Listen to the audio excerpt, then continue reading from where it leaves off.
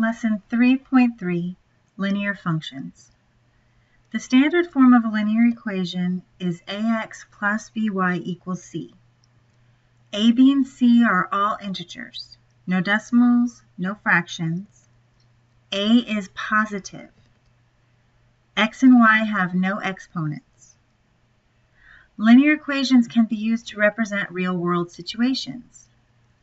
For example, if a school band is having a fundraiser in order to pay for a trip to perform in a national competition, and they need to raise $7,500 to pay for the trip, if they are selling CDs that are produced for $25 and coupon books donated by local merchants for $30, we can write an equation to represent how many of each item they would need to sell in order to raise enough money. Well, if we call CDs X, and we call coupon books Y. CDs are $25 each. Coupon books are $30 each. And altogether they need to raise $7,500. Now there are multiple combinations that would work. They could sell enough coupon books that they didn't need to sell any CDs, or they could sell enough CDs that they didn't need to sell any coupon books, and anything in between to get to this number.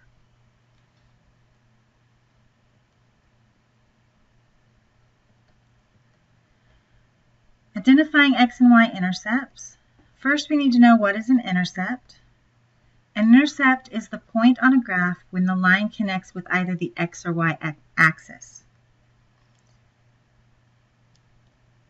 Here and here we have two intercepts. The x-intercept is where the graph crosses the x-axis. The value of y at this point is 0. X would be 2 and y would be 0. So 2 is known as the x-intercept or the point 2, 0. The y-intercept occurs when the graph crosses the y-axis and the value of x is 0. So here y would be 4 and x would be 0. So the y-intercept is 4 or the point 0, 4.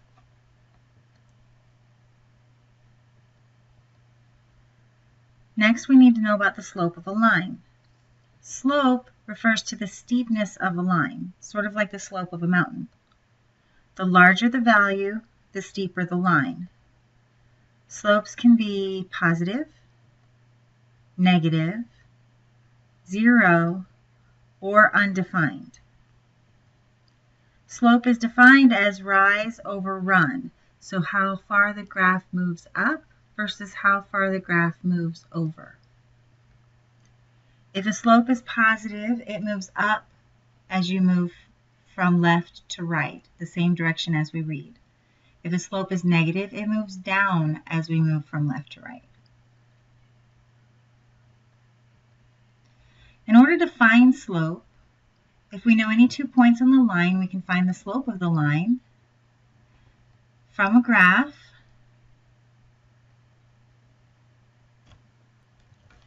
We don't actually need to do any calculations when we use a graph. What we do is we look along the line of the graph and we find points where the line crosses perfectly through the crosshatch. So here's the first one, and we keep moving until we find another one. Once we found these 2 points, we can count the rise and count the run. So I'm going up 1, 2, 3, 4. So I went up 4, and then I go over 1, 2, 3, 4, 5. So I went over 5. Now remember, slope is equal to rise over run. So this slope is 4 over 5. And it's positive because we're moving up as we move from left to right. Now here, we always start on the right-hand side, so I find a point, and then I move and I find another point. Now to go from this point to this point, I'm going to actually move down first. So I'm going to go down 2, that makes it negative, and over 1. So my slope is going to be negative 2 over 1 or just -2. From two coordinates, we'll use the slope formula.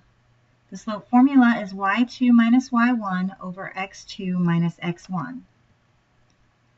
Here are 2 points that would be on a line. Now it doesn't matter which point we assign the 1's and which point we assign the 2's, just so long as we assign both points in the coordinate as 1's. So we can say this is x1, y1, and this is x2, y2, or we could have said that this was x2, y2, and x1, y1. We just can't mix them up and have an x1 and a y2. So now what we'll do is we take our slope formula,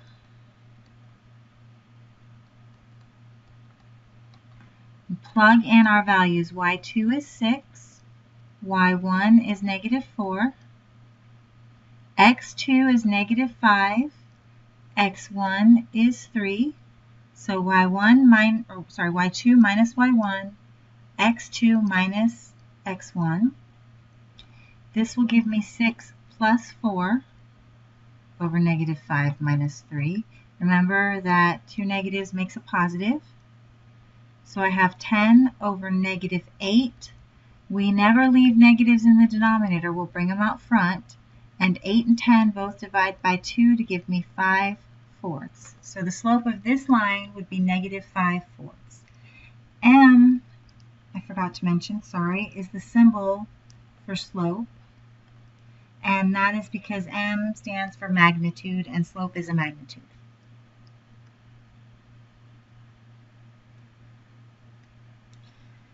Finding the slope-intercept form of an equation is y equals mx plus b. M is the slope, b is the y-intercept. If we want to identify the slope and the y-intercept from an equation, if it's already in this format, we just say, here it is.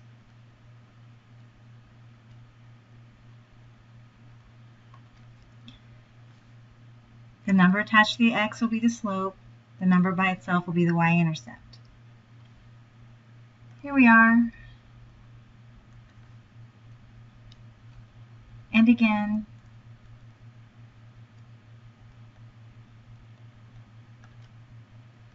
Now, if we're not in this format, we need to do some conversions. So we're gonna need to convert to y equals mx plus b form. So we need to take this x and move it over here. So I can subtract it from both sides. And that will give me -7y is equal to -4x plus 21. Then I need to get the y alone, so I divide by -7, and I have to divide every single thing by -7. So y will equal 4 over 7x minus 3. Here's my slope, and here's my y-intercept. Oh, darn. Let me rewrite that. That was 3x plus 2y equals 6. I took up way too much space. Another way to do this is if you pick up the x and move it, see how this was positive, over here it was negative. If it had been negative, it would have turned positive. So you can just change the sign if you change sides.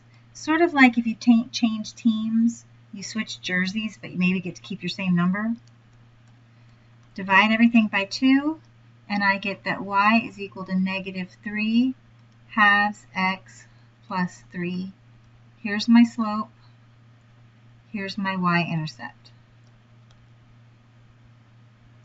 Graphing the line of an equation can be done in 3 different ways. The first way we're going to discuss is using a t-table. Now, a t-table is a table of values, x and y, and then we use those values as coordinate points to make our graph.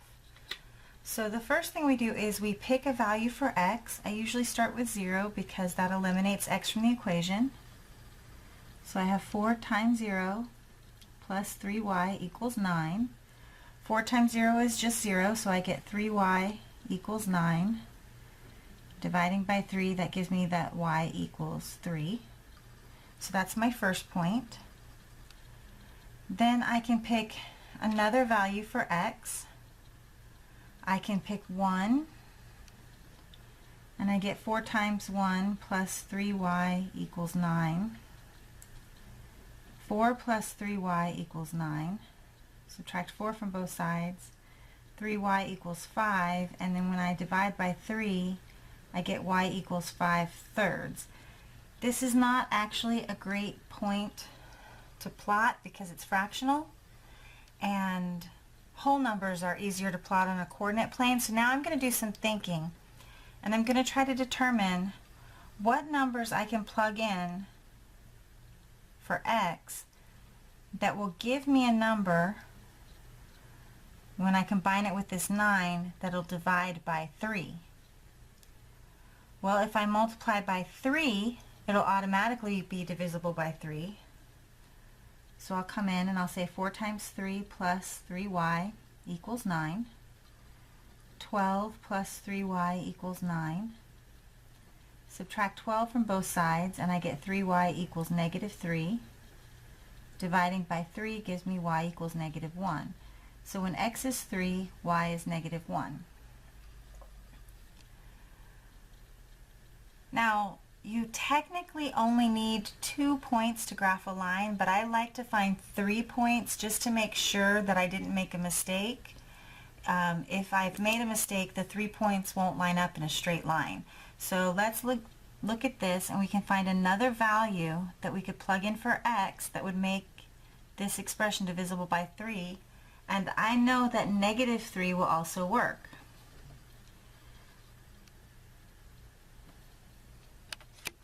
And I'm going to plug in -3, and I get -12 plus 3y equals 9. Add 12 to both sides, and I get that 3y is equal to 21. Dividing by 3 gives me y equals 7. So I can plug that back in, and I now have 3 coordinates to use, 0 and 3, 3, -1, and -3, 7. So when I make my coordinate plane to graph my line on, I need to make sure that on the y values I go at least as low as -1 and at least as high as 7. And on my x values, I go at least as far to the left as -3 and at least as far to the right as +3.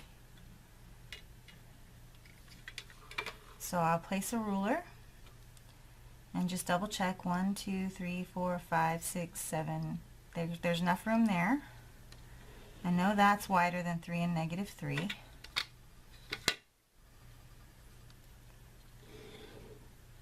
Okay. Put my arrows,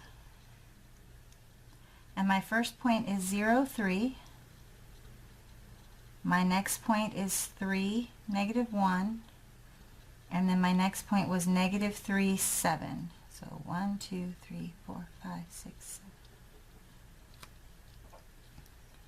Now to graph the line, I connect the dots.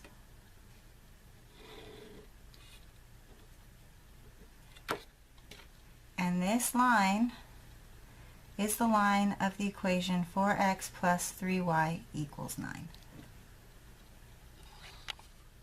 For our next example, we're going to graph 2x minus 7y equals 6. I'll make my x and y t-table. And then I pick some values to plug in for x that will give me y's. Now, I have a 7y here and a 6. If I plug in 0 for x, I'm going to get a number that won't divide by 7. So I want to try to come up with some number that I can use for x that will give me a number divisible by 7. Of course, 7 will go into 7. 7 will go into 14. I can turn a 6 into a 14 by adding 8. So if I turn this into a negative 8 to make a positive 8 when I add it to both sides, that will work. So I'm going to go with a negative 4. So that will be my first x value. That will give me negative 8 minus 7y is equal to 6. I add 8 to both sides, and I get negative 7y is equal to 14. I divide by negative 7, and I get y is negative 2. Now I need to come up with another number that that 7 will divide into. 7 times 3 is 21, so we could try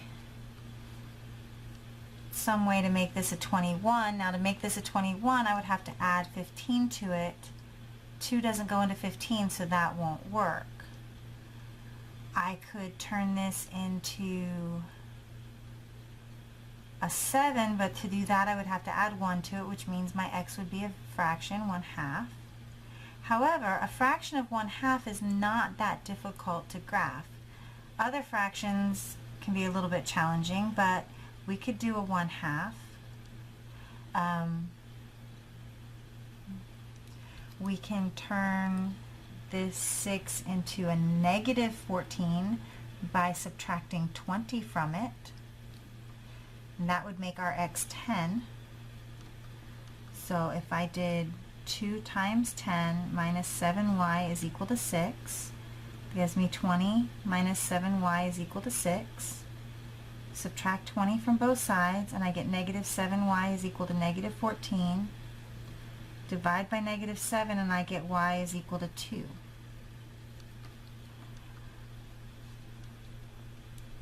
Now, as you can see, between negative 4 and 10 on the x, I've only gone between negative 2 and 2 on the y. That means I'm either going to need to go much further to the positive to get my next value, or much further to the negative. So looking at the 6, what we could add to it to make things that'll divide by 7. 7 goes into 21. We already determined we can't do that because the 2 won't turn into a 15. 7 goes into 28. Now I can add 22 to a 6 to make 28. So that would mean that my x would have to be negative 11.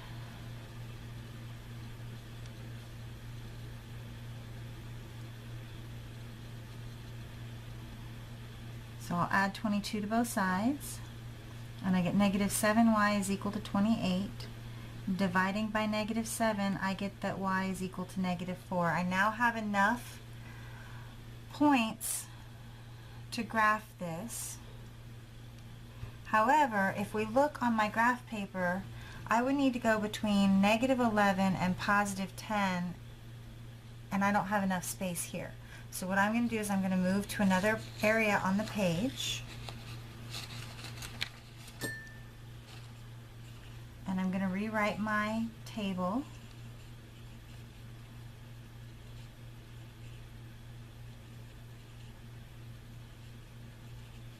Okay.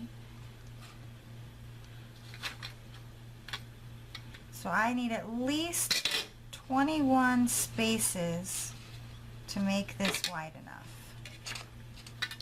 Doesn't have to be very tall, but it does have to be pretty wide. So there's 1, 2, 3, 4, 5.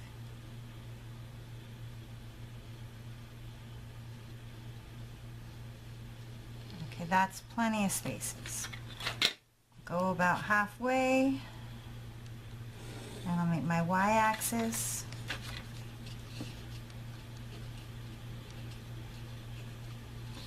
My first point is negative 4, negative 2.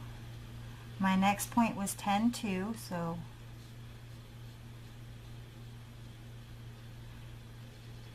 and then negative 11, negative 4. Now if I've done my calculations correctly, these should line up in a nice straight line, which they do, and I can graph that line. Another method for graphing the equation of a line is to graph using intercepts.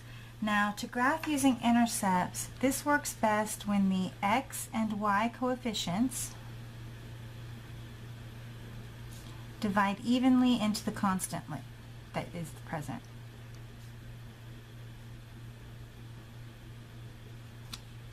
That's when we use this. Okay, so looking at our example problem, I have 3 and 4, both divide evenly into 24, so this would be a good time to use intercepts. Now, intercepts are where the graph hits the x and y axis.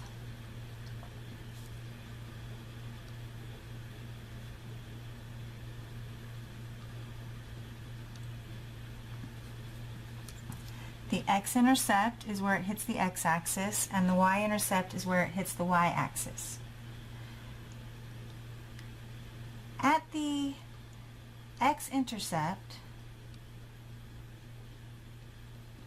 that occurs when y equals 0. And the y-intercept occurs when x equals 0. So to find the intercepts, we can remove the other variable. So to find the x-intercept, I can plug in 3x is equal to negative 24 and solve for x. So I divide both sides by 3 to get x is equal to negative 8. This is the x-intercept. To get the y-intercept, I set 4y equal to negative 24. Divide both sides by 4, and I get that y is equal to negative 6. Now, in order to graph this in the amount of space I have, I need to make sure I can go negative 8. So 1, 2, 3, 4, 5, 6, 7, 8. I can make this my y-axis.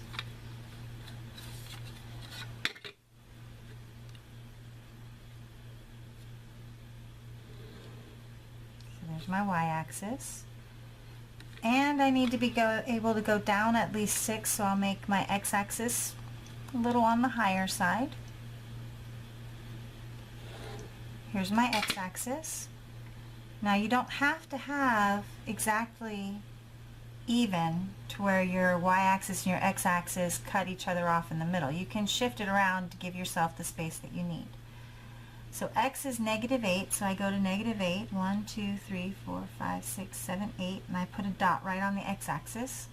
Y is negative 6, so I put a dot right on the y-axis, and I connect my intercepts. And this is the equation of the line 3x plus 4y equals negative 24. Okay, we'll do one more example using intercepts. Okay, let's try 5x minus 3y is equal to 15. I'll set my 5x equal to 15 and solve for x, and then I get x equals 3. I set my negative 3y equal to 15 and I solve for y, and I get y is equal to negative 5.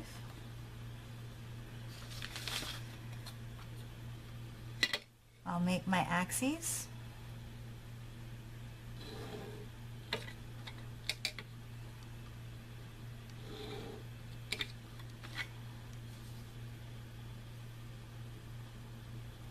I put a dot on 3 for the x and negative 5 for the y, and connect my intercepts with the line of the equation.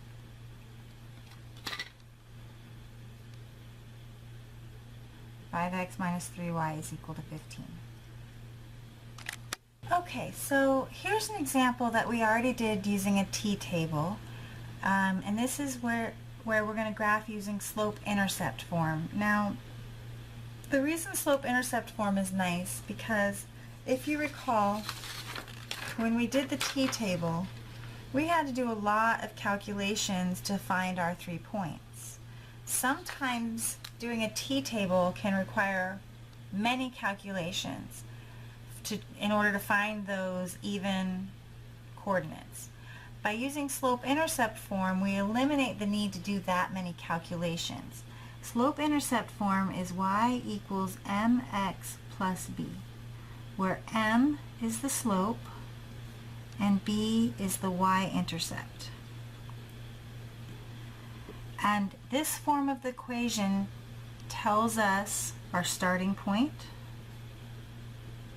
which is our y-intercept, and then our slope is directions to go from there. So what we want to do is we want to take our equation and transform it into slope-intercept form. So in order to do that, we first move the x to the other side. So we get 3y is equal to negative 4x plus 9. We divide by the coefficient on the y, and we get y is equal to negative 4/3 x plus 3. Now, using our slope to tell us our directions, if our slope is positive, we'll move up and then right. If our slope is negative, we'll move down and then right. The other options, if positive, is to switch both directions and move down and then left, and if negative, to move up and then left. But I find that if you remember that the positive and the negative is the moving up and down, and you always move to the right, it makes it much easier to remember where to go. And this is nice because we don't have to have things that divide evenly, and we don't have to find exact points. So slope-intercept form will work for any equation. You just have to solve for y first. So I make my axes. My y-intercept is 3. So I put a point on 3. Let's label this so we know what we're doing. That's where we start. And then our slope is negative 4/3, which means we're going to go down 4 and then right 3.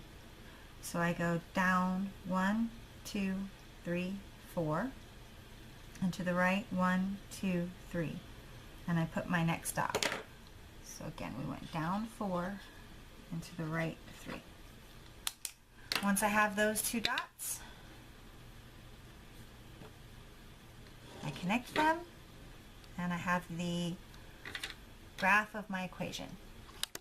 Okay, this was the second example we had done using a table, and again, we had to do a lot of thinking to find whole numbers, and sometimes that's not always the easiest thing to do. So we can convert this into slope-intercept form as well. We subtract 2x from both sides, and so we get negative 7y is equal to negative 2x plus 6. We divide everything by negative 7, and we'll get y is equal to negative 2, positive, negative over negative gives me a positive, 2/7 minus 6/7. Now you might think, well, now I have this fraction that I have to graph. Well, actually I'm going to show you how using slope-intercept form makes graphing the fractions easier. Now our slope is 2/7, so that means we're going to go up 2 and then over 7. Our y-intercept is negative 6/7. So what I'm going to do is, instead of making each of my lines on the coordinate plane equal to 1, I'm going to label them and I'm going to change the scale.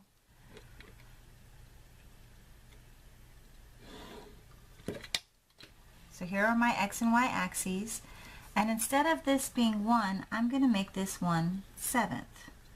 So that will make this negative 1/7. Then, to find my y-intercept of negative 6/7, I say, okay, negative 1/7, negative 2/7, 3/7, 4/7, 5/7, 6/7. Now our slope is the number of spaces that we need to move. So I don't have to move 2/7 of a space. I move 2 and then 7.